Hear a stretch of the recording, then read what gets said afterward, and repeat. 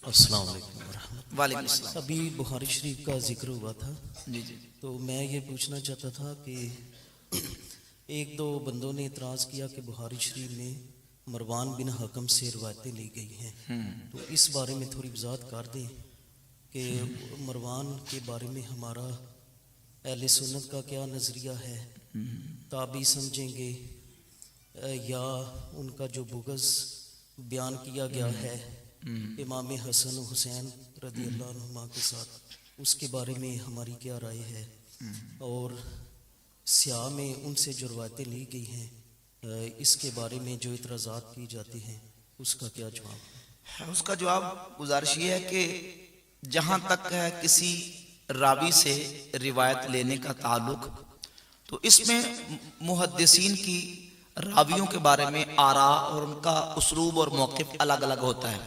आप देखिए, इमाम मुस्लिम रहमतुल्लाह अलैह ने इमाम मोहम्मद बिन सीरीन रहमतुल्लाह अलैह का कौल सही मुस्लिम के मुकदमे में नकल किया है।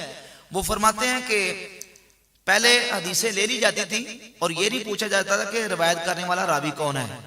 लम्मा वक़ातिल फितनतु, जब फितना वाक़या हुआ, कालू सम्मू लना रिजालकुम, तो कहा कि बताओ कि रावी रिवायत करने वाला कौन है, उसका नाम बताओ, डाटा बताओ।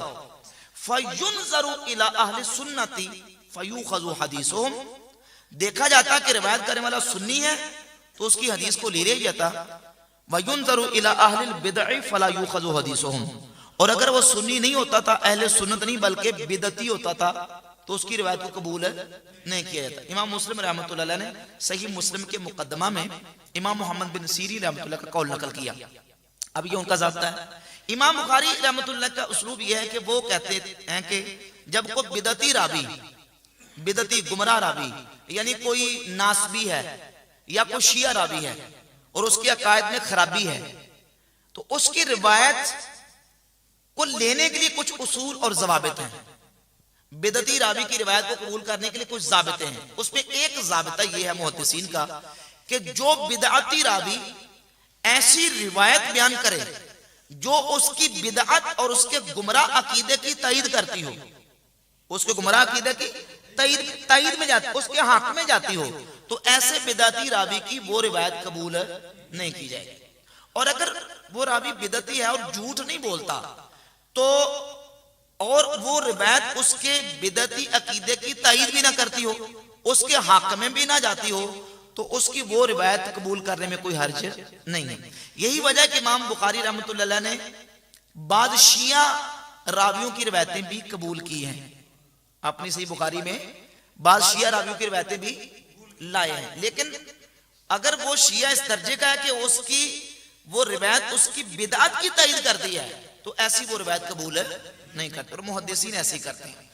और बात फिर जगह पे बिदती रावी की बिदत से इगमाज और चश्म पोशी बरतते हुए उसकी रिवायत को कबूल कर लेते हैं अगर उसकी बिदत की तायद ना करती हो। तो इस बुनियाद पर इमाम बुखारी रहमतुल्लाह अलैह ने बाद शिया रावियों से, बाद इस तरह के नासबी किस्म के रावियों से भी रिवायतें ली हैं, और वो रिवायतें उन बिदती रावियों की तायद नहीं करती। और जहां तक मरवान के हवाले से ताल्लुक है, तो मरवान के हवाले से भी हमारे जो अहले सुन्नत के बिलखुसूस आला हज़रत इमाम अहले सुन्नत इमाम अहमद रज़ा बरेलवी रहमतुल्लाह अलैह के जो अच्छे तासुरात नहीं है, ठीक है ना, अच्छे तासुरात नहीं है जी।